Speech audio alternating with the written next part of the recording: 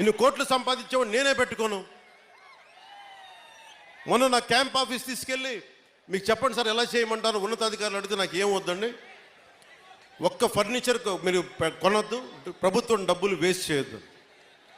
ఎందుకు వేస్ట్ చేయొద్దన్నానంటే నేను కనుక ఒక 10,000 రూపాయలకి ఫర్నిచర్ కొంటే ఆ 10,000 రూపాయలు ఒక ఉద్యోగి జీతానికి వెళ్ళిపోతుంది.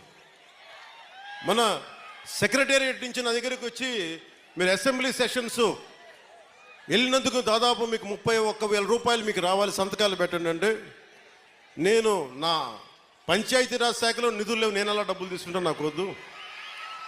నేను చదివిస్తున్నాను, దీన్ని రెలింక్విష్ చేస్తున్నా. 30,000 నేను వదిలేస్తే ఒక ప్రభుత్వ ఉద్యోగికో ఒక కానిస్టేబుల్కో జీతాలకు వెళ్ళిపోతుంది. అంటే ఇంత బాధ్యతగా ఉండాలి అని నేను ముందుకెళ్తున్నా. నా ముందు